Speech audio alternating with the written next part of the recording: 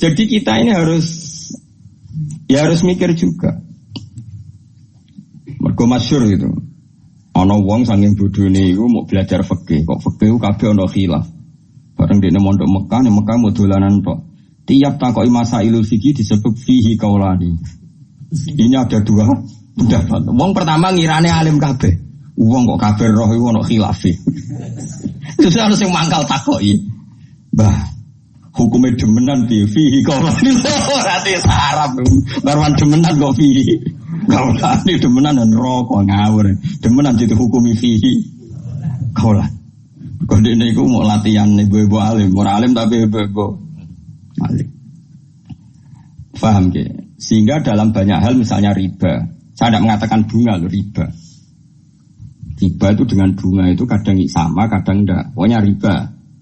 Allah jelas ngendikan, jika kamu tidak meninggalkan riba, maka fa'zanu biharbin minallahi wa rasulih. Kamu harus beri pengumuman kalau orang yang riba itu sama dengan memusuhi Allah dan Rasul dan menantang perang. Jadi fa'dzanu biharbim minallahi wa rasul. Ya harus jelas. Paham ya? Terus kalau suwon kayak ngerasani itu. Ngerasani itu hukumnya haram. Tapi Allah ila yaumil kiamah ape gawe wong ngrasani itu banyak. Mergo nek gak ono ngrasani iku wong maksiat ku yo penak, ora ono pengadilan sosial. Ora ono pengadilan apa? Sosial. Tapi nek ono sing ngrasani kan ini jadi kontrol. Dia jadi nopo? Kontrol. Nggih, misalnya no hamil di luar nikah. Oh, ini produk gagal. Mau kenapa rabi ke susu? Lah kena kan. Jadi akhirnya satu keluarga malu, terus mereka yang belum kena di komitmen jangan kena supaya tidak malu di depan masyarakat. Ini barokah sekali pengadilan-pengadilan seperti ini. Nah, untuk yang kiai, yang imam masjid, yang kecelok khusyuk, tokoh masyarakat, mereka itu gelar tokoh rujukan. Ya kudu bebo cangkem ape. Si bebo tapi kejo tenanan. Kamu harus tetap membiarkan cangkem-cangkem elek ini berkeliaran karena ini pengontrol, no? Tapi kowe wong kiai kecelok serbana nak Jumatan minyakan terus. Kan yo ora pantes melok cangkem elek. Si bebo khusyuk, bebo anteng. Tapi kayak kudu dukung, no? Pergerakan cangkem napa? Elek. Jadi kita trik jadi kiai alim, paham ya? Enggak ya kayak bebo, napa? Bebo kayak kulo, pokoknya sementing, pokoknya kayak kulo nanti, kudu anut. Lu pancen ngoten.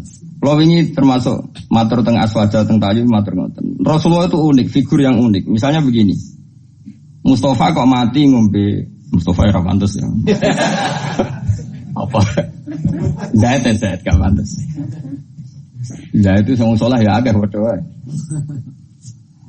Pokoknya ana wong mati mergo oplosan. Nah, elek mati ini mergo oplosan. Lho kula nate ngalami. Mati mergo ngombe oplosan. Kadang-kadang ngono mboke ya saleh, kadang bae saleh melok majelis taklim. Putune kurang ajar ngombe oplosan mati. Mati tenan ya. Mati ra urip lho. Walhasil rame. Piye jelas matine ku oplosan. Wong seksine ada dan komunitas grupnya ada, ono sing setengah mati, ono sing mati tenan. Ya terus kemudian ada yang tanya saya, Gus, kampung saya ngalami seperti itu, saya ini kiainya di situ, sebaiknya saya nyolati apa enggak? Tak takoki, itu termasuk kitab tak di situ. Paling top, Gus. Maksudnya kata orang-orang saya ini kiai induknya. Sengene ae, satpam-satpam ning kono utawa wong-wong petani biasa itu kon sholat is 5 ta 6 ku syarat. Sing kowe bebo ora sholat. Ya sing kowe bebo ora sholat. Ayo iki kitab napa? Begini logikanya begini. Ini rungokno tenan. Awas nak salah rokok. Janazatu muslim. Loh ini saya ngomong di depan para kiai. Ini penting saya aturkan bukan karena saya sombong. Ciri khas kebenaran fikih adalah diomongkan di depan banyak. Kemudian dikontrol ahlul ilm. Kalau ahli ilm nanti tawatur setuju ini biar jadi hukum konsensus. Kalau enggak biar dibatalkan bahwa Gus Pak kemarin sesat menyesatkan biar dibatalkan oleh kiai-kiai itu. Paham ya? Makanya statementnya orang alim harus di depan para orang alim. Enggak boleh hanya diomongkan santrinya saja. Nanti kalau salah kan santrinya enggak berani. Makanya saya itu malah pede. Kalau saya malah kebalikan. Saya itu kalau matur di depan kiai-kiai kajian misalnya ada acara muludan kiai kajian rawuh semua. Saya malah pede. Pikiran saya nak salah ana sing kontrol. Aku ra pede malah mulang di sini. Mergo salah yo ora konangan, bener yo ora entuk penghargaan, dadi dianggap. Jadi biasa ya. Ya, tapi kan ibadah, ya, mulang itu ibadah. Begini logikanya. Ini kalau matur bolak-balik, saya ngaji di mana-mana matur ini. Komunitas gendo atau orang fasik atau pemabuk itu kalau kita tidak datang, kita maknanya orang soleh atau orang yang sedang soleh, pokoknya apil. Mereka kan nanti takutnya punya kefiah baru. Nak koncone minum mati kok digolekno whisky, wis kowe dhisik tuku kelarem tuku Petrus, apa Petrus saiki kenangan ke mati tak ubeni whisky. Muto pas mati agar digelundungno. Dengan orang-orang soleh tetap datang, setidaknya kefiah Islamiyah ini terjaga. Ya didusi, dikafani, disolati. Si piye-piye iki janazatu muslim, janazahnya orang Islam. Ini saya ngomong di depan para kiai, sehingga tradisi Islam terjaga. Wes kowe gelel lah mbek sing mayit. Tapi piye-piye kita itu khawatir ada tradisi tandingan, yaitu kalau kita tidak datang kemudian dikelola ala orang fasik, dikopi ambek arak atau digelundungno, bengine cekinan, remi, repot mana. Wes cara kula, wes tahlil bid'ah lah, keng gremeng tahlil lah. Anggap ae ini penolak ceki, wes wes kowe gremeng lah, wes gak ono hadis sunah Rasulullah. Wong zaman Nabi ben tahlili sapa, Nabi jelas warga kok tahlil ngenyak wong. Harus ini zaman iki ora ono mudin ngundang sapa. Tapi kira rasa yakin nak tahlil itu ono tuntunan, kayak galak hadis sahih gawe-gawe tahlil kok ono hadis sahih. Wis biasa ono yang terlakon. Awal takok itu yang Gus, Anda ini orang alim. Sing takok nggih untuk sunah Rasul. Kenapa datang di acara tahlil padahal tidak ada hadisnya? Padha cangkem elek kowe ora ono hadise ya meneh. Padha ora ono hadise geger. Enggak ada Nabi ngajari cangkem elek. Berarti sama-sama.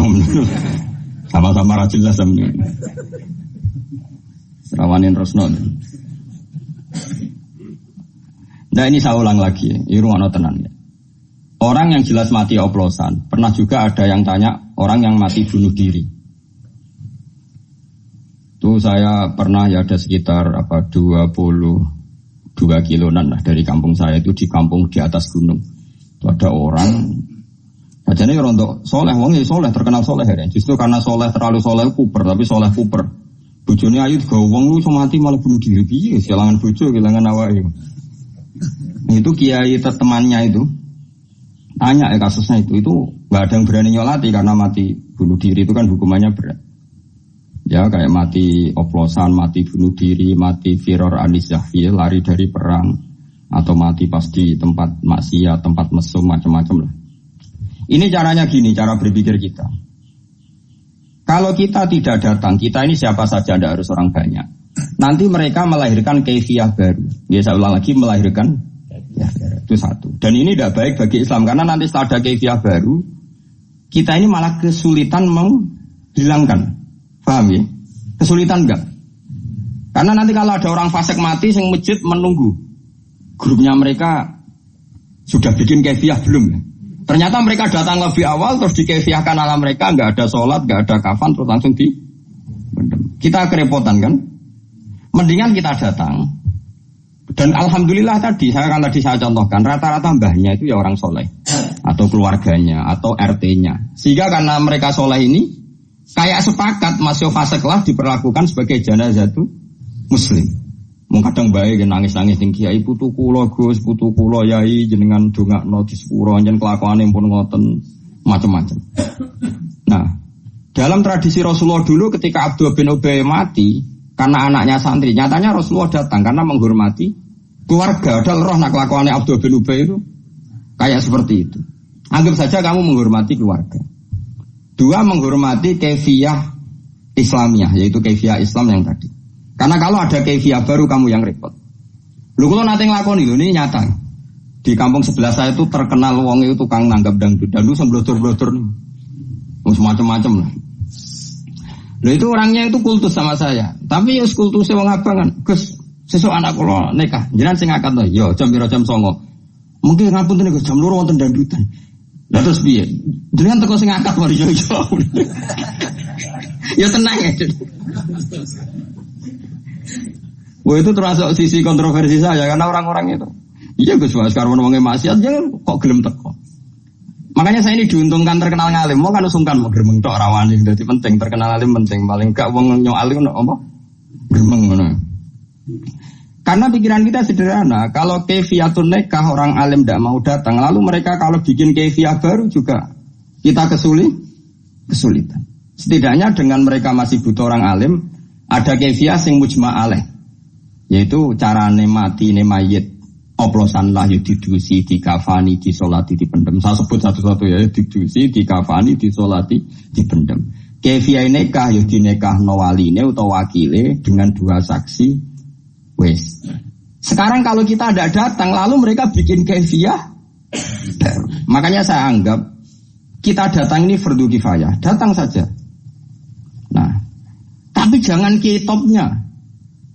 Nanti kalau kitopnya datang semua, punya pikiran begini semua, lalu bedanya yang sholah be fasik. Sumati oplosan sing teko yo akeh, sing imami misalnya PBNU, PP Muhammadiyah. Engko sing mati wong soleh karena tokoh sing teko yo. Terus famal farku bena, nabah bena, kan ya lucu. Makanya ini uniknya Rasulullah, ada seorang fasik karena punya utang gak nyaur. Nabi datang, Nabi tanya, apakah mayit ini punya utang? Ya ya Rasulullah. Nabi langsung balik kanan, gak mau nyolati. Saya tidak mau nyolati orang yang punya utang. Nanti kayak bejo orang menangi Nabi. Waduh orang bakal Nabi nyolati umatnya zaman akhir. Karena kabeh duwe utang. BPKB ini tonggo pisan. Mau utang cek ngaku BPKB ini tonggo. Iya gitu. Oh, itu mau orang dinar itu sak dinar mau 4,2 gram. Tahu tak itu mau sekitar 1.600.000. Itu Nabi pun purun, buatan purun. Saya iki lah utang berapa? Soalnya 4 juta. Niki nanti kalau tanggleti utangnya 4 juta. Serah gelem Nabi. Kulo mau di atas 10 juta, tapi orang ngelangkai 20. Tadi kan aset kulo 1 juta mau jadi sidik. Ke 4 juta aset temu biro. Ini wes Nabi gak kerso. Itu masyhur, Nabi itu gak mau nyolati. Tapi sebelum Nabi tidak mau nyolati, Nabi ngendikan gini, itu masyhur di hati-hati. Sallu ala sahibikum. Aku ra nyolatillah, tapi kowe-kowe kudu tetep nyolati.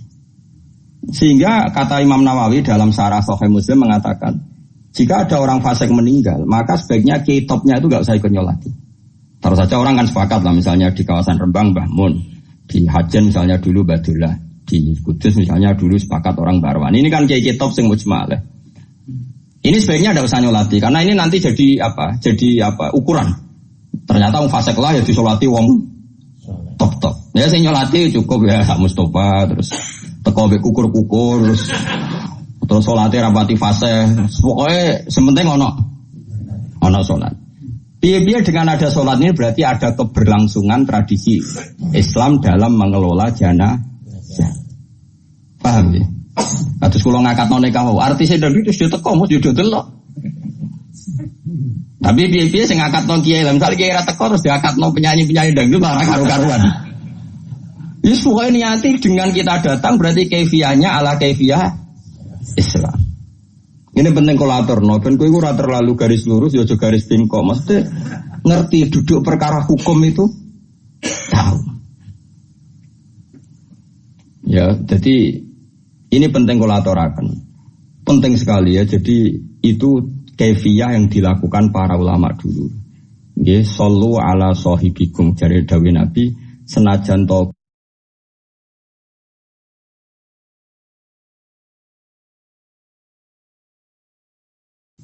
terus ini cara melawan takabur seperti tadi mulai disebut wasab Qadir Jalani. Ini kita kitab Bunyah terus di bab di Ihya diulang lagi bab seperti ini hampir semuanya sama. Cara ngendikan ulama semuanya seperti ini. Makanya kemungkinan kiai alim jadi garis lurus niku kecil. Tapi buatan masalah garis lurus teng NU buatan kenal dan saya juga gak pernah berpolemik. Artinya bergaris lurus begini. Saya ini baca hadis banyak dan dari baca banyak itu ada hal-hal yang memang kita harus ngambil sikap, termasuk sikap tidak ngambil sikap. Saya ulang lagi, sikap tidak ngambil sikap. Misalnya berteman orang fasik itu ya macam-macam. kita sebagai fakih ya, sebagai orang yang mengkaji fikih itu memang fasek itu dibeda-bedakan ya. Ada fasek yang dia ada sholat subuh, ada sholat zuhur, terus dia mungkin sering zina dengan lonte, dengan macam-macam lonte lah. Contohnya nggak punya suami. Ini fasek masih kategori fasek pasif, artinya dia fasek tapi hak adamnya masih rendah. Ini boleh kamu nggak bersikap tegas. Tapi kalau faseknya itu menzinai istrinya orang, faseknya itu menculik anak-anak atau membunuh orang, atau fasek mencuri harta orang, ini tentu kita harus tegas, meskipun tanpa menvonis orangnya, tapi hukuman perilakunya harus tegas. Saya ulang lagi, jangan karena kitab ini kitab Nasihatul Ibad ini kan ya pas tepaan saja beliau ngendikan tentang haramnya ketakabur dan cara mendidik takabur itu begitu. Setiap orang dipandang lebih baik. Saya ulang lagi, setiap orang dipandang lebih baik. Tapi masalah kita secara fikih adalah bahwa orang itu punya kewajiban. Di antara kewajiban itu nahi mungkar.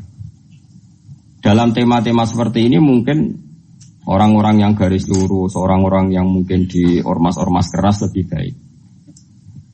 Caranya gimana? Tadi kita milah-milah sesuatu yang efeknya itu muta'adiyah, sesuatunya itu efeknya kemana-mana. Misalnya begini, ini rungokno tenan, awas nak salah rokok. Begini misalnya, Rasulullah itu pernah ngendikan gini, dosa paling besar itu apa? Nabi pertama jawab al-isyrak billah, syirik. 2, qatlun nafsi, membunuh. 3, antuzaniya bihalilati jarik, menzinai istri tetangga kamu, atau umumnya istrinya orang lain. Sehingga dalam Islam tidak ada orang membunuh orang lain terus kemudian ditakwil.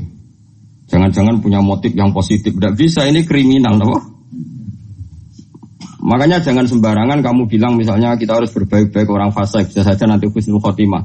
Fasik yang mana? Urusan husnul khotimah itu urusan Tuhan. Tapi kalau fasiknya ini dengan cara yang muta'adiyah, yang efeknya itu merugikan orang lain, kowe iso nyabari orang yang menculik anak kamu, yang menculik istri kamu. Tapi kamu bisa mensabari orang yang nggak pernah sholat subuh. Saya ulang lagi, kowe iso kan nyabari orang nggak sholat subuh, nggak sholat duhur, bisa kan? Tapi nak menculik istri kamu, anak kamu, tidak bisa. Syariat pun mengatakan tidak bisa. Orang membunuh orang lain ada kisos. Orang menzina setelah kawin ada rajam. Bahkan orang yang menculik, menggarong dan membunuh itu nggak boleh langsung dibunuh. Itu ada yang dicongkel matanya, yang disalib macam-macam. Harus keras hukumannya dalam hukum Islam.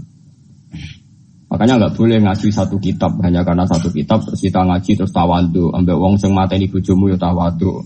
Ama itu gendeng gitu nih orang tawadhu tapi kok gendeng. Jelas ayatnya ini innama jazaa'ul ladzina yuharibuna Allaha wa rasulahu wa yas'auna fil ardi fasadan ayyuqtalu aw yusallabu, bukan sekedar dibunuh tapi apa? Disalib.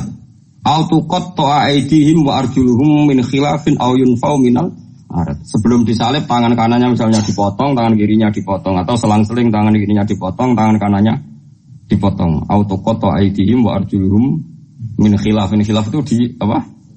Diselang-seling. Itu hukumannya keras sekali.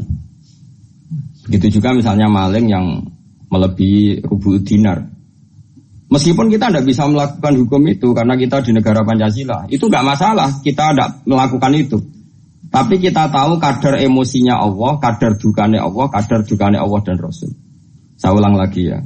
Saya pernah ngomong ini, matur ini di depan kiai-kiai kajian. Jadi begini, maksud saya kenapa saya cerita ini. Kemarin saya juga pas hari apa itu. Tanggal Kamis itu kan tanggal 1 Muharram ya, berarti Rebu. Kemarin Rebu saya ada acara aswaja di Tayu dengan Gus Zofur, terus saya habis itu ngajar Mahat Ali di pondoknya Mbak Sahal. Saya ngomong begini, hukum itu kamu tidak harus bisa melakukan karena untuk mengeksekusi qatil misalnya pembunuh itu butuh hukum negara. Dalam konteks ini negara Islam, kamu nggak boleh misalnya sama pembunuh anak kamu langsung membalas apa? Membunuh tanpa hukum apa? Lewat hukum negara memang aturannya gitu. Semua sahabat dulu nggak pernah langsung membunuh pembunuh ayahnya, tapi matur Nabi dan lewat pengadilan, lewat keputusan negara. Begitu juga orang zina nggak langsung dibunuh, tapi lewat Nabi. Dan terserah Nabi memberi hukuman apa. Tapi hukum pokoknya boleh dirajam. Itu saja saya katakan boleh. Kenapa? Berkali-kali orang ngaku zina sama Nabi kok ngipi tok, kok nangkue ngambung tok. Dan beberapa kali disarankan juga halla satarta. Mbok ya kamu tidak usah apa? Bilang, kamu tidak usah ngomong. Jadi tidak langsung dirajam tapi sekian dikasih. Nah, sehingga terus karena Nabi dulu menyarankan istitar, gak usah ngaku, akhirnya saya ngaku kakian nanti saiki karena memang dulu prosesnya juga dipenging nopo? Ngaku. Saya kira usah dipenging wis ra ngaku kabeh.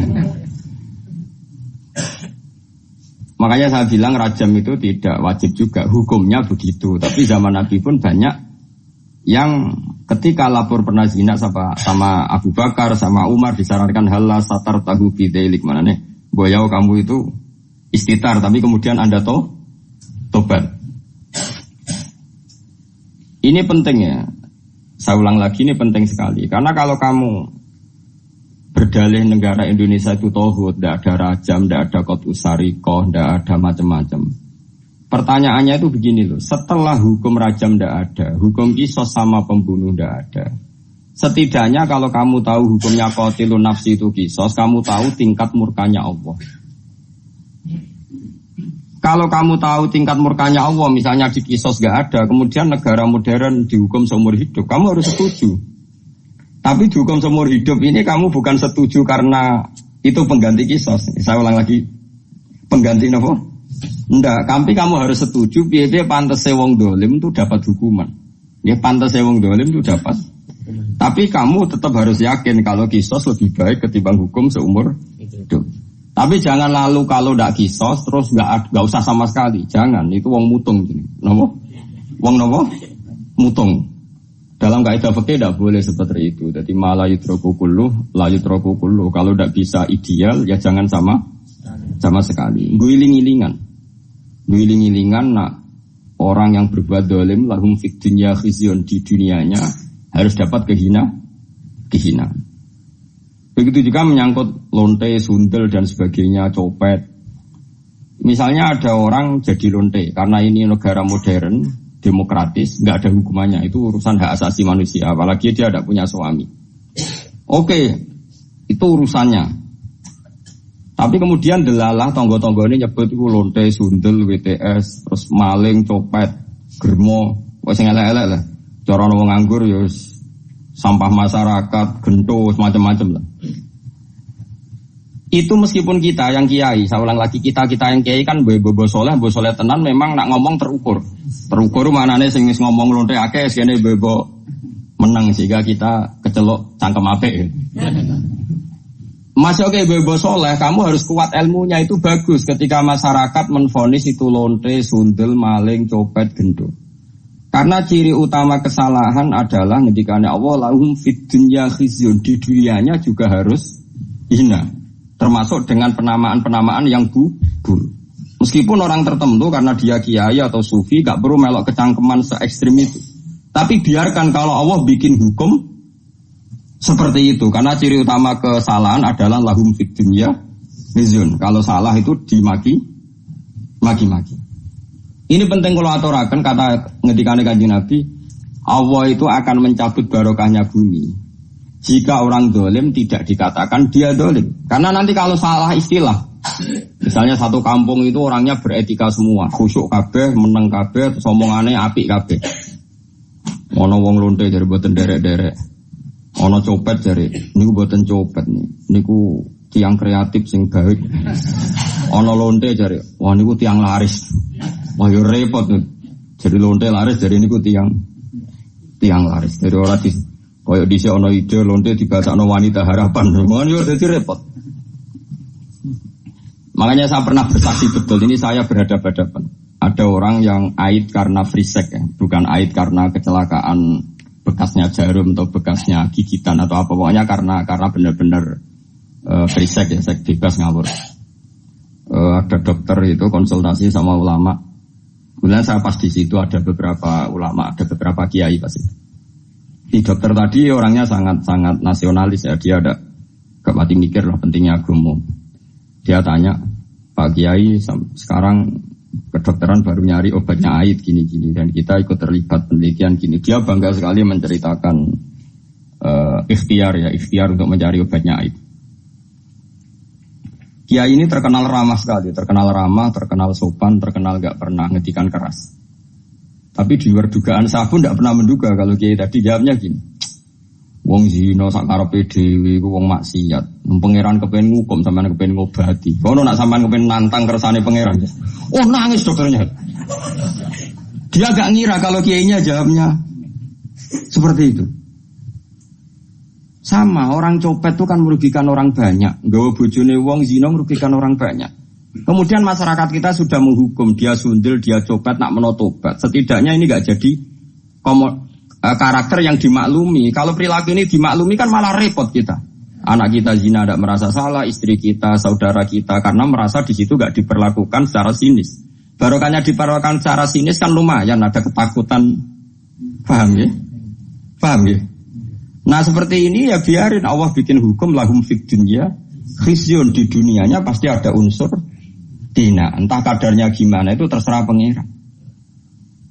Misalnya kalau orang bodoh jadi imam, macamnya surat sih lagi Fatihah, terus dikeluarkan dari masjid, wah bodoh jadi imam keben. Nak rata ono kejadian itu sang bodoh-bodoh pede, terus ngimami nyanyi Indonesia Raya kan yo repot.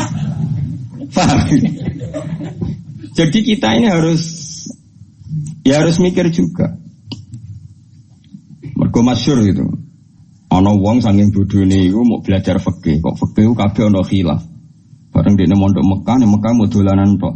Tiap takoki masailul fikih disebut fihi kaulani. Ini ada dua pendapat. Wong pertama ngirane alim kabeh. Wong kok kabeh roh iku ana khilafe. Terus ana sing mangkal takoki. Mbah, hukumnya demenan di fihi kaulani. Berarti sarap. Barwan demenan kok fihi. Kaulani demenan dan rokok ngawur. Demenan jadi hukumi fihi kaulan. Kok dene iku mau latihan ibu-ibu alim, ora alim tapi ibu-ibu alim. Paham ke? Sehingga dalam banyak hal misalnya riba. Saya tidak mengatakan bunga loh, riba. Riba itu dengan bunga itu kadang sama, kadang enggak. Pokoknya riba. Allah jelas ngendikan, jika kamu tidak meninggalkan riba, maka fa'zanu biharbim minallahi wa rasulih. Kamu harus beri pengumuman kalau orang yang riba itu sama dengan memusuhi Allah dan Rasul dan menantang perang. Jadi fa'zanu biharbim minallahi wa rasulih. Harus jelas. Paham ya? Terus kalau suwon kayak ngerasani itu. Ngerasani itu hukumnya haram. Tapi Allah ila yaumil kiamah ape gawe wong ngrasani itu banyak. Mergo nek gak ono ngrasani iku wong maksiat iku yo penak, ora ono pengadilan sosial. Ora ono pengadilan apa? Sosial. Tapi nek ono sing ngrasani kan ini jadi kontrol. Dia jadi apa? Kontrol. Nggih, misalnya ono hamil di luar nikah. Oh, iki produk gagal. Mau kena apa rabi ke susu? Lah kena kan. Jadi akhirnya satu keluarga malu, terus mereka yang belum kena di komitmen jangan kena supaya tidak malu di depan masyarakat. Ini barokah sekali pengadilan-pengadilan seperti ini. Nah, untuk yang kiai, yang imam masjid, yang seceluk khusyuk, tokoh masyarakat, mereka sudah gelar tokoh rujukan, ya kudu bebo cangkem ape, si bebo tapi kejo tenanan. Kamu harus tetap membiarkan cangkem-cangkem elek ini berkeliaran karena ini pengontrol, no? Tapi kowe wong kiai kecelok serbana nak Jumatan minyakan terus. Kan yo ora pantes melok cangkem elek. Sebebo khusyuk, sebebo anteng. Tapi kayak kudu dukung no. Pergerakan. Bismillahirrahmanirrahim. Ciri utama Rasul itu selalu membacakan ayat-ayatnya Allah pada mereka alaihim. Kalau ulama itu warasatul anbiya berarti ciri utamanya selalu membacakan ayat-ayatnya Allah kepada mereka kayak ngajar. Itu sifatun kasifatun ya, cara al-mubalaghah disebut apa sifatun kasifatun atau sifatun lazimatun. Sifat yang selalu ada pada Rasul adalah yasu alaihim ayatihi, membaca ayat-ayatnya Allah. Yang diulang-ulang di Quran teng juz sekawan teng surat Jumat, dibalik malih teng surat Baqarah diulang-ulang. Memang ada posisi Nabi, status Nabi sebagai musyafi, tapi itu tidak banyak hadis. Awana awalu syafi'in, anak awalu musyafi'in itu tidak banyak. Jadi geleng-geleng. Sehingga kalau sama-sama ngelem Rasulullah, kudune dengan sifatun singkat sifatun. Nah, tenggene Quran, misalnya sampean jadi ahli fikih. Jadi ahli fikih halal haram. Nah sampai niati tawasul teng Nabi itu lebih efektif. Karena termasuk sifatnya Nabi.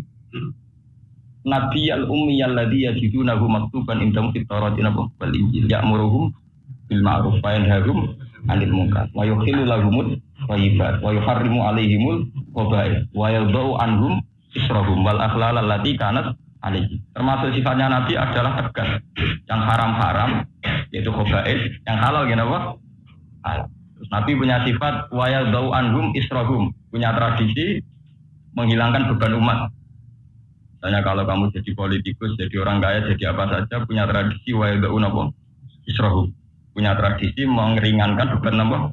Umat. Wal akhlal allati kanat alih. Belenggu-belenggu yang ada pada umat dihilangkan. Jadi ini banyak kalau niat nerangno masalah syafaat, tidak niati, dan sampai nunggu ben ora terlalu bayangno syafaat teman-teman. Niku khazun nafsi. Sampai senang tenang dengan Nabi, mestinya nerusno agamane Nabi jihad. Kemudian memang ada syafaat.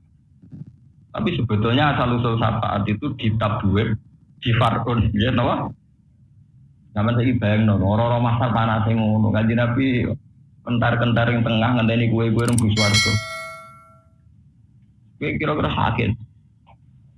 Kira-kira mentolo, lagi mentolo ya jahat. Terus sampai warga mergo ngamal, misalnya belomo, utawa seneng amal, negara hadis ila mata adab ing koto amal ila min salasin sedekatin jariyatun ora ono ning hadis ila min salasin syafaatin ora ono. Ora modal. Swarga dimomo. Ila mata adab ing koto amal pertama no ila bi dar salasin pertama no. Sedekatin gelem ngamal lomo. Awa ilmu yang tafaubi malah ngarang ora kiai ra ulama. Awalatin solikin ya tulah, bapak bedik bisa anak apa? Paling mungkin sudah kau tidur itu paling gampang. Orang butuh soleh, orang butuh di anak soleh. Ya malah mau telur. Jadi sebetulnya masalah syafaat itu jarang disinggung sekali. Lah populer syafaat mergo tiap MC tidak atau nerang no syafaat. Jadi jangan kira populernya syafaat itu terus menjadi hadis ini populer. Dan sebetulnya hadisnya itu tidak populer. Dipopulerkan, paham ya? Kaya ayat poligami ning Quran nak mesti tok tepangkikum atau balakum minanisa masalah sulatan apa? Tapi populer. Sing ayat sing bulan balik iki kadang enggak populer. Iku nunjukno nek wong tekadun. Ayat sitok kok populer ngono. Ayat jihad pirang-pirang rapati populer. Dalwa itu bi amalikum anfusikum serak nek dihitung. Tapi ora populer. Paham? Mereka mau mati, paham ya? Napa? Yo kita, namun itu hadin nabi. Tak kiai ini hadin, tak kiai ini orang-orang. Akhirnya syafaat populer. Kemudian kita wajib meyakini nak nabi ini sakit nyata. Dia sakit napa? Tidak kalau pribadi bagian buatan Arab syafaatnya nabi. Buatan karena sombong, sakit, paham ya? Napa? Seperti apa? Nah, teman mentolak ya monggo, jangan kurang ajar. Loh, saya tuh dia tidak sendiri loh dalam pendapat ini. Umpama kalau pengen disafaati Nabi itu karena kompensasi politik, karena kontrak politik. Hanya Nabi piye wae terdiri jinan pun kabundut. Abdul Qadir Bae Sultanul Auliya lah terdiri wis. Piye wae nak tahun 2009 sing diterbir mulang Quran pokoke kula. Wong kula sing jauh urip. Paham ya? Jadi kayak kula nggih berhak mlebu swarga wong kula piye wae melok-melok ngrumat agama. Itu ndak apa-apa. Daripada ke arep-arep syafaat nganggo cek kosong. Sudah kotin jariatin rasul mulang rasul. Mau amen. Nyifati Nabi ingkang kita tenggo-tenggo napa? Ya ora-ora sampean nang kanjeng Nabi arah kula. Kula nu maca hadis Nabi ribuan. Saya punya sanad juga ribuan. Saya tahu betul tentang syafaat. Bahkan lafaz syafaat sendiri di Quran itu tidak ada kecuali diistisnai illa liman irtadha wala yashfa'una illa bi. Kemudian ada lafaz yang dimaknai syafaat. Gini ku maqam mahmud. Itu rata-rata dimaknai syafaat. Tapi itu sendiri tidak dengan redaksi kata syafaat. Ya. Tidak dengan redaksi kata syafaat. Yang tinggal ayat apa asa ayyab asa karobuka maqamam Itu saja tidak ada kata syafaat. Mau dimaknani napa? Bukan sama enggak salah paham. Saat kan Nabi. Jangan niati kalau ngaji ini. Mau recep-recep. Recep-recep wis tak niati wae ben kanjeng Nabi rada nang bus warga nang wis itu. Ben mati sing salah dhewe ben keleleh. Mboten kanjeng salah dhewe. Mung bus warga niku gampang. Mau butuh iman kalian amal soleh, mboten butuh duit 1 miliar ora duit. Cara bus warga syaratnya di 100 miliar, ya angel. Sing iso mlebu Prabowo duit 1 triliun. Mau bus warga ku gampang. Mau butuh amanah wa amilan apa? Soleh. Ku gak modal kabeh. Wong ra zina ku gratis, zina malah bayar barang. Nggih betul. Wong ra zina ku gratis, paham nggih? Zina ada bayar. Berarti luwih murah swarga timbang neraka bayar. Lho zina napa? Ora zina ora usah. Murah di swarga mek neraka. Selingkuh bayar, ngawur. Ya resiko. Swarga ora butuh selingkuh berarti gak butuh mbah. Lan manusa beda. Oh, sing bayar dibiayai neraka. Sing gratis ra gelem padahal swarga. Mengane kok anak ngenyak manusa wa kana linsan doluman jauh lah. Duatan manusa bento banget jauh itu sikot mubala kok bento banget. Ora bento biasa di bento apa? Bento. Sama angen-angen keluarga tuh murah dibanding apa? Kalau zina aku bayar, selingkuh bayar, bayar duit, bayar resiko. Sementara kemal-kemul gak bayar suar. Ya orang zina berarti kemal-kemul di kamar tengok-tengok toh. Zina udah kelayaban bayaran. Wis bayar nero. Gampang. Lho tenan lho nyen aku gampang. Nanti mari bulat ate nerangno. Ora pati ngalem nerangno ilmu, ora paham lho. Nek apa? Ya bulat ora paham ora bulat. Enggak, manyangkut sapa ngoten iki. Sampeyan aja lebono ati. Enggak aja lebono ati. Sapa aja sok. Kemudian oleh ulama, tapi ini juga nggak ada riwayatnya, hanya klaim. Ini bersama. Karena ulama itu warasatul anbiya, kemudian sebagian ulama meyakini bahwa ulama itu juga bisa nyafaat. Akhirnya mursyid itu joyo, terus sawangane iso nyafaati bengi. Tapi kejak motor hadis ini kan lemes. Nah Nabi Nuh ora iso, kemudian Pak Yai. Lagi hadis selesai. Lagi hadis selesai, betul. Nabi Nuh, Nabi populer, Nabi papan atas, Nabi ulul azmi atau masuk Nabi apa? Papan atas, seorang klasmen tuh. Papan apa? Betul. Nabi Musa papan atas, ulul azmi iki betul. Tak top ulama derajatnya mbek Nabi ku kuwatek berkilo-kilo, bermil-mil. Kan sumber jasa apa aja kepen, sumber jasa mursyid apa aja ya apa? Ben. Dari awalnya gak butuh dalil. Butuh cerita nak mursyid bisa nyapaatin. Nah, dalil-dalilan jadi kita dalil. Nuh nyerah Nabi Musa apa? Nah, dalil terus. Ada terus lemes khawatir ganti apa? Modal. Saya nggak orang negatif butuh warga ya ilah matam tu adab ingkotoa amal ilah mintalan. Ini pertama itu modal sodakotin jari.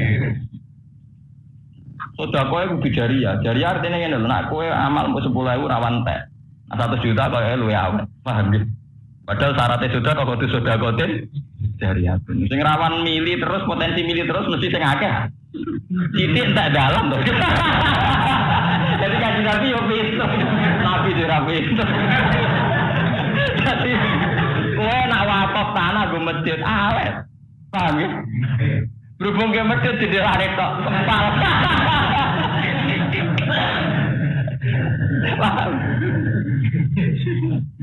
Tapi nak akeh sedakoten apa? Dari aten tanah. Wakaf tanah 1000 meter persegi. Mbok kiye ini gonta-ganti, wis tetep tanam, damai. Mbok bangunane gonta. Jadi orang muli sudah kotin tok ditambahin apa? Dari aten ini makna terjemahan itu sing mili, sing mengalir, sing terus. Iso kok tes terus ora terus iku kan kekuatane to. Paham ya? Aku ora abot kok iki. Lah timbang kowe ora modal terus arep-arep syafaate napa? Gusti Kanjeng. Nah niki ben sampean ra salah kaprah. Jadi syafaat itu ada pada Nabi. Yang menjadi polemik ulama, apa ulama wali itu bisa nyafaati? Sing jelas secara sharihul hadis Nabi Nuh nyerah, Nabi Musa gini apa? Nabi Muhammad piyambak dalam banyak hadis sahih dan ini saya ada buat-buat ya. Nabi Muhammad piyambak dalam banyak hadis sahih. Sebetulnya syafaat itu bersyarat satu perilaku sosial. Jadi wonten tiyang matur ya Rasulullah, kula jenengan syafaati. Jawab Nabi, fa'ain ni bikasrotis sujud. Ya, ngene hadis napa? Fa'ain ni bikasrotis sujud. Fa'ain ni mongko nulungono sironi ingsun. Bikasrotis sujud lawan aki-aki napa? Kena kepengen berak syafaatku sujudum sing akeh, ibadah sing akeh. Jadi sebetulnya masalah syafaat itu masalah kriteria. Jika kita pada kriteria tertentu, misalnya kita ahli ibadah, ahli sujud, ahli sedekah, dengan sendirinya kita ini masuk pada lingkaran yang berak di syafaat. Bukan dengan bayanan kue gendo nakal karena penunjuk nopo dispen. Jadi dalam hadis itu Nabi jawab nopo fa'in ni dikasrotis apa meneh awal ayatnya tentang syafaat. Pun sama enggak salah kaprah, benar kalah mbek MC, paham nggih? Ora kalah mbek napa? MC. Pengatur acara nih. Senengane nak muni Nabi Muhammad mesti sing tenggo-tenggo napa? Dari awal tentang syafaat niki rungokno tenan. Dari awal tentang syafaat niku sebagai kontraknya. Niku Nabi kudu sering tahajud. Sering napa? Seringnya tahajud Nabi ini kemudian beliau diberi atau diberi maqam mahmud. Nah ngono syafaat itu sendiri didapatkan Nabi lewat modal yaitu tahajud. Dan akan kita dapatkan juga lewat modal rupane tahajud. Iku fa'in ini bikasrotis. Wong awal tentang syafaat itu ayatnya sebuti wa minal laili fatahajjat bihi nafilatal lak. Kowe nak bengi mat kudu tahajud. Nafilatal laka sebagai kewajiban tambahan. Di rata-rata ulama, paham ya misalnya ulama maknani nafilatan, wajibatan, mafrudotan, nafilatan. Di Quran ada lafaz nafilah tapi maknani mafrudoh. Zaman dulu tentang tafsir tentang ayat itu nafilatan lak, nafilatan, faridotan, mazidatan laka. Mat kowe nak bengi wajib tahajud. Jadi nafilah mriku artinya wajib. Satu kewajiban di luar kewajiban yang sudah ada. Rupanya di luar kewajiban sholat 5. Nak kowe wis tahajud istiqomah lagi duwe hak asa ayyam asa kau buka makomam mahmud. Lagi kowe berhak di makomam mahmud. Jadi Nabi sendiri mendapatkan itu ya gratisan. Lewat kewajiban apa? Aman delok teng tafsir. Nafilatal lak faridotan mazidatan laka. Jadi buatan sunat dengan arti tatawu buatan tapi apa? Faridotan mazidatan apa? Laka. Nah, rata-rata ulama di luar sholat 5 waktu rata-rata nambah ini witir sama tahajud. Sampai Ahmad bin Hanbal diambak wajibna sholat nawawi witir. Paham ya? Karena ya itu tadi. Nah, kalau kita ingin mendapat syafaat, ada seorang sahabat yang mohon Nabi, nyatanya Nabi menjawab, fa'ain ni bikasrotis sujud. Fa'ain ni mongko nulungo sironi ing ingsun. Bikasrotis sujud kelawan ngekah-ngekahna napa? Jadi orang yang kena pidato ingkang kita tenggo-tenggo napa? Syafaat. Paham ya? Kon ngekah-ngekahna napa?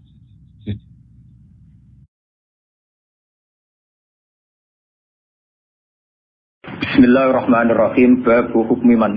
Ono ya. Farraqa amrul muslimin wa huwa mustami'un. Babu hukmi man. Utawi kibab nerangno hukume wong. Farraqa kang misah-misah sapa man, kang napa ya. Mencerai berikan, kang misah-misah sapa man amrul muslimin. Urusane wong Islam kabeh. Utawa napa kemaslahatan wong Islam. Wa wa ta amrul muslimin mustami niku lagi kumpul, lagi sepakat, lagi bersatu.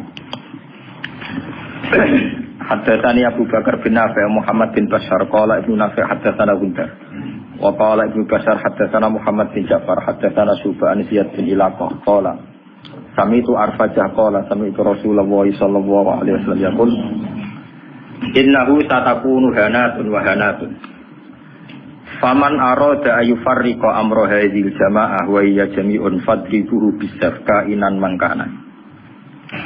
Innahu sak temne kelakuan satakunu bakal ono apa hanatun apa prahara utawa fitnah prahara men macam apa hanatun apa prahara. Hanat itu artinya syururun mutatabiatun ya, satu kejelekan yang bertuli-tuli bertubi-tubi wa hanatun lan prahara.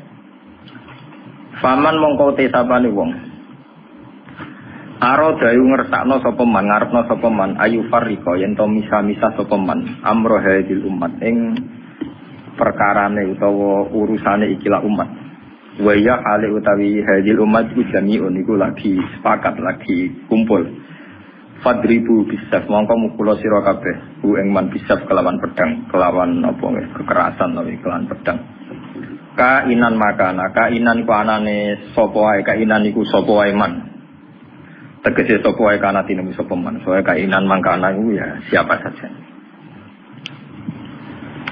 Niki kula waca niku napa kula sekali mukadimah ya. Bismillahirrahmanirrahim. Niki kula terangaken terus niki terusno ngaji wingi sing teng Bukhari. Ngaji ini untuk konteks ini bersifat tertutup. Jadi yang tidak ikut ngaji mboten usah kalaupun dengarkan rekamannya harus dipandu ya karena ini sensitif. Ini sensitif. Hadis fitnah itu dimulai dari tragedi-tragedi yang akan dialami umat Islam.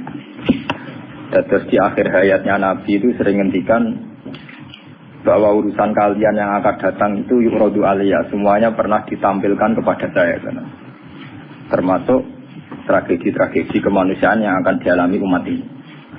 Itu di akhir-akhir hayat Nabi sering ngendikan bahwa saya sebagai Nabi, sebagai Rasul, yuradu aliyah amrukum, termasuk semua dipintaskan ke saya, ditampilkan ke saya. Jadi sehingga Nabi melihat umat akan mengalami apa itu ya kayak melihat video, melihat TV. Termasuk tragedi Kabukiti Sayyid Husain. Nah, ketika itu sudah menjadi keputusan Tuhan, keputusan Allah, Nabi itu hanya bisa memandu secara syariah. Tapi Nabi tidak bisa merubah itu sebagai takdir. Ya kalau mukadimah ini, Nabi sebagai Nabi karena itu sudah diketahui sebagai takdir Allah itu ya hanya melihat itu sebagai takdir. Tapi tidak bisa merubah takdir itu, hanya memandu secara syariah. Nah, panduan secara syariat itu dimulai dari misalnya sataf tariku umati salasan wasabina firqah, bahwa umatku nanti akan menjadi 73 kelompok, semuanya sesat di neraka kecuali satu. Ya, Nabi hanya punya panduan satu itu siapa ya Rasulullah? Qol ma'ana alihil yawma wasabi, orang-orang yang berpegangan sunnah saya dan sunnah para sahabat. Itu banyak hadis-hadis di akhir hayatnya Nabi itu sering pesen begitu. Nah, coba tengah sini jenengan kalkulasi malih. Ini kan teng Bukhari diterangkan ketika banyak fitnah itu ngendikane Nabi ini kan dipandu talzam jama'atal muslimin, kita harus ikut mayoritas. Ini urung ono tenan. Apapun kecewa sampean terhadap komunitas tertentu atau partai tertentu atau ormas tertentu, kita harus ikut mayoritas. Mulane kalau ngaji temputi-temputi saya bilang, saya sebagai orang alim, kemungkinan saya itu kalau NU ya Muhammadiyah, selagi NU Muhammadiyah itu mayoritas ya saya, kalau NU ya apa? Muhammadiyah. Partai juga gitu, saya ikut partai yang mayoritas, yang mainstream, yang umum-umum. Karena bisa dihitung ya, kalau setiap kebenaran itu diekspresikan lewat partai atau lewat ormas tertentu, berapa sih kebenaran bisa kita lakukan? Kita tidak usah nyebut contoh ya, misalnya sampean meyakini satu kebenaran A dan B, kemudian bikin partai, paling panter kamu sebagai manusia atau hanya bisa melakukan A dan B. Ada partai tertentu yang ingin memperjuangkan kebenaran tertentu, paling banter hanya memperjuangkan 1-2 bentuk kebenaran. Nah, masalahnya ketika semua ini punya ruang gerak untuk bikin kelompok, kelompok ini akan menjadi banyak dan gak terkendali. Semuanya punya bendera sendiri, punya partai sendiri, punya ormas sendiri. Coba sekarang itu sampean kalau melihat di berita-berita, berapa kelompok yang atas nama karena Nabi serbanan hitam merasa harus serbanan hitam. Karena ada riwayat bahwa Nabi itu pilokan, terus kemudian mereka kalau tidak pakai pilok merasa mengikuti sunnah Nabi. Yang nggak pakai pilok, enggak. Memang Nabi itu pakai semir. Dulu semua riwayat mengatakan Nabi Abu Bakar semua itu pakai semir. Ya gaul, Nabi lah itu pakai semir. Dan Nabi itu gaul pakai semir. Tapi semir yang sunat itu memang merah. Di kitab-kitab fikih semir yang sunat apa? Lagi sing nate ngaji fikih semir itu nggak malah haram tuh. Sing sunat apa? Nah, jadi ini kemudian ada di KNO terus semirannya apa gitu, ada rumah gaul Pak. Nah, akhirnya ada kelompok tertentu niru semirannya Nabi itu sebagai kelompok tertentu. Begitu terus. Nah itu kalau kita turuti itu akan menjadi faksi-faksi, kelompok-kelompok kecil yang akan menyulitkan. Sebab itu Nabi mandu kalau sudah fitnah banyak itu talzam jama'atul muslimin. Kamu harus ikut mayoritas. Coba sekarang misalnya menyangkut Jumatan saja. Berapa masjid yang mengharamkan dipakai kelompok lain? Dan berapa masjid yang digeruduk, dirubuhkan oleh kelompok lain pula?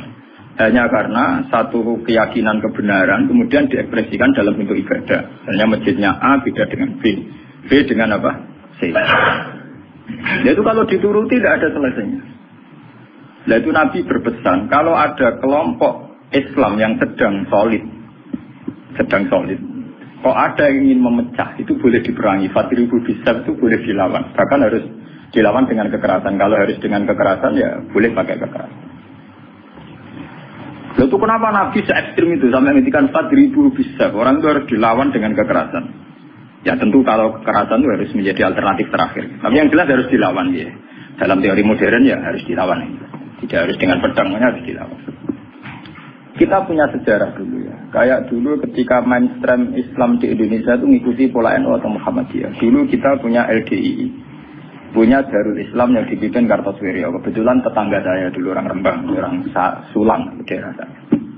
Kemudian ada gerakan Aceh Merdeka. Kemudian ada Junduwo, ada kelompok-kelompok yang karena terinspirasi oleh Islam, termasuk kelompok bom bunuh diri dan sebagainya. Kemudian mereka menjadi firqah hanya karena meyakini satu dua kebenaran yang ingin diperjuangkan. Tapi kelompok ini kan tidak mayoritas. Tidak mayoritas terus risikonya kan kurang komunikasi, kurang konsultasi, kurang silaturahim dengan kelompok lain. Nah itu repot. Sehingga kayak di Mekah ada Wahabi, di Mesir ada Ikhwanul Muslimin, di Palestina sendiri ada Hamas, ada Al-Fatah, di Syria ada Amal Syiah, ada Syiah Imamiyah. Di Indonesia sendiri semenjak era kebebasan berbagai front-front ya banyak sekali. Semuanya mengatasnamakan apa? Memang kita terima kasih dalam hal tertentu yang diperjuangkan. Kita fair, terima kasih. Tapi bahwa kemudian saat kelompok itu melawan mayoritas mainstream Islam di Indonesia kayak NU Muhammadiyah, itu mereka punya semangat itu baru berapa hari. NU Muhammadiyah merawat Islam di Indonesia itu sudah puluhan tahun. Mereka merawat Islam dengan semangat itu baru beberapa hari. Mungkin bapak mereka belum sholat. Kata mereka kuliah, ngerti berita tentang Israel atau ngerti berita tentang kemungkaran, kemudian menjadi ekstrim. Nah, cara bahasa kasarnya berapa hari mereka kenal Islam? Sudah hanya satu dua kebenaran yang diperjuangkan, mereka anti sama kebenaran sudah jalan lama, yaitu kebenaran yang ditanamkan leluhur kita. Mulai ngajari anak-anak caranya sholat, caranya baca doa iftitah, caranya tumak ninah, caranya sesuci dari najis. Nah, tapi kelompok-kelompok yang istiqomah ngajar ini kan tidak menjadi populer karena ada demo pakai bendera besar-besar. Kelompok apa? Tapi yang demo-demo pakai bendera-bendera besar, apa betul mereka ngurus Islam secara harian? Ngurus caranya orang sholat, caranya orang ngilangi najis. Kiai NU keselera karuan, orang non najis mulai mukhafafah mughalladah mutawat. Kita angkono do ribet kayak gendera demo. Ya ora tempat kayak gendera to, Medina mulang urusan apa? Najis. Mulang kate njelimete ra karuan. Ana muktada mutamayiza, mukhayyizah takhayyirah sampai mbono sing gamun akhlak aku ambek ora aku. Iku entek energi menapa? Entek. Lah itu dulu fenomena kelompok itu kata Nabi, secara syariat budi pandu, kamu harus ikut mayoritas kata Nabi. Ketika banyak fitnah, kamu harus ikut mayoritas. Mau tak ini dihitung, ini ngaji tenan gitu. Tapi ini tertutup ya, artinya ngaji. Zaman hitung mawon. Kalau partai-partai atau ormas banyak itu kita turuti atas nama ideologi tertentu atau atas nama visi tertentu. Oke lah, atas nama visi tertentu orang sah bikin partai, bikin ormas. Tapi mereka secara realistis karena minoritas, itu apa sih yang bisa diperbuat dari kelompok minoritas? Sudah gitu, secara teori modern kalau dia ada jabat namanya oposisi. Sudah oposisi, kasih duit cilik. Paham ya? Oposisi, kasih duit, apa? Cilik. Mengurusi vaksinnya dewe kebingungan, urung ngadepi sebuah negara. Itu mendingan umat Islam itu ikut mayoritas, yaitu bagian dari negara. Sehingga peralatan negara dengan sendirinya juga peralatan Islam. Sama saya hitung ya. Kalau nanti ngaji bolak-balik kalau hitung, ini rumah nontonan hitung ya. Dipenggali. Kalau umat Islam itu ikut umumnya orang, ada yang jadi tentara, yang jadi polisi, yang jadi pedagang, ada yang jadi pengusaha, ada yang jadi miskin, itu rasa tidak jadi. Kalau itu tidak usah proses penjadian, sudah jadi sendiri. Lama. Karena itu mengakui Islam yang hanya bunyal Islam ala khamsin. Ini rumah nontonan ini ngaji. Saya bertaruh betul. Saya bertanggung jawab di depan Allah. Kalau mereka mengikuti Islam dengan kaidah Nabi saja, itu hanya bunyal Islam ala khamsin. Bahwa Islam itu dibangun atas 5 hal, yaitu syahadat la ilaha illallah wa anna Muhammadar Rasulullah wa iqamis sholat wa ita'iz zakat wa shaumi Ramadan wa hajjil baita man istata'a ilaihi sabila. Itu tidak menerangkan partai politik, juga tidak menerangkan sebuah bentuk negara, juga tidak menemukan formasi negara, formula sebuah negara. Itu enak. Artinya enak itu misalnya kalau misalnya kayak Rukin Madun mau dibunuh orang Israel karena bagian dari bangsa Indonesia, negara harus melindungi. Atas nama dia bagian bangsa Indonesia. Karena dia ngakui konstitusi negara, dia warga yang baik. Maka ketika Rukin Madun mau diculik Israel, itu negara harus melindungi dengan peralatan negara. Itu beda dengan kalau Rukin Madun gaya faksi tertentu. Anti negara, negara balanya Amerika. Ini gaya faksi tertentu anti Israel. Gaya bambu runcing dewe, gawe senjata rakitan, terus itu nyerang Israel. Itu kalau diserang Israel, itu negara harus tanggung jawab. Toh kamu tetap kalah karena minoritas. Kalau ini pas ngaji tentang Demak, tentang kanca-kanca sing daerah kula mau. Kita secara ideologi bersimpati ya sama kelompok-kelompok yang melawan kebatilan. Tapi kalau kelompok itu kecil dan beda dengan negara, itu resikonya negara tidak harus tanggung jawab. Ya kan kita cerita ilmiahnya saja. Ini bukan menyalahkan siapa-siapa. Kita cerita ilmiahnya saja. Banyak faksi-faksi kecil kayak kasus di Sudan, di Khartoum, di Darfur, di Rwanda, di Kenya. Itu sama kalau melihat berita di Kenya, di mana sih yang sering ada penculiknya itu yang Somalia ya, Somalia. Kelompok-kelompok kecil ini kan bikin satu faksi yang anti negara. Terus mereka atas nama kebenaran yang diyakini bikin gerakan tertentu. Hamas juga beda dengan Al-Fatah sebagai penguasa ya, karena presidennya dari kelompok apa? Fatah. Itu untuk menghadapi musuh itu repot karena dia tidak dihitung sebuah negara, tapi dihitung sebuah kelompok. Tapi kalau para kiai itu ikut bagian dari negara, itu yang harus melindungi negara. Sehingga dengan sendirinya, kalau kita bagian dari negara kayak Rukin Madun ya ikut punya Kodam Brawijaya, ikut punya Kodam Diponegoro, ikut punya Pangdam Jaya. Karena negara harus melindungi rakyatnya dan itu rakyat yang sah karena tidak rakyat yang mau bikin kelompok yang anti negara. Jadi hitung-hitungan strategis. Sebab itu sejarah Wali Songo itu tidak ada yang tidak ngakui sistem negara. Dulu ketika Sunan Ampel itu dapat Ampel Denta itu bagian dari Majapahit. Ketika beliau ingin bikin negara juga ngakui sistem pola negara. Yaitu pola negara saat itu harus dipimpin seorang raden sehingga Sunan Ampel tidak nyuruh wali-wali yang lain tapi nyuruh Sunan Raden Sinten Fatah. Begitu terus zaman Basim Asy'ari juga ikut Masyumi. Ngakui proses bernegara secara konstitusional sehingga Basim ya ikut Masyumi ke kelompok bagian dari negara. Dulu ketika era Soekarno ya ada kabinet K4 termasuk NU yang ngakui proses hukum negara. Karena dengan NU ikut partai politik dan bagian dari negara itu kalau diserang Malaysia atau Portugal ya ada karo nyerang Indonesia. Itu beda dengan kita misalnya kalau kecewa sama negara terus bikin kelompok tertentu yang anti negara. Itu kalau kelompok lain nyerang ya kamu sebagai kelompok bukan sebagai negara. Dan itu risikonya tinggi. Artinya secara syariat itu Nabi benar ketika memandu tazam jama'atul muslimin. Kamu ikut kelompok mayoritas orang Islam. Tidak orang mukmin. Muslimin itu lebih preman. Muslim itu ya preman mlebu, gento ya napa? Mlebu, wong nek kaya kula ora mati gento malah mlebu. Lho nggih karena aturan Islam, kalau dalam terminologi agama, muslim itu kelasnya itu paling rendah, paling umum. Karena kelas pertama itu Islam, terus iman, terus ihsan. Makanya di Quran itu qalatil a'rabu amanna. Qul lam tu'minu walakin qulu aslamna. Di dalam Quran qalatil a'rab amanna. Wong desa muni amanna. Sajane urung level ini amanah, lagi nah, padahal Nabi nyuruh tazam jama'atul muslim. Wis pokoke melok umume wong Islam. Mana kula pun berapa cerita. Saya ini termasuk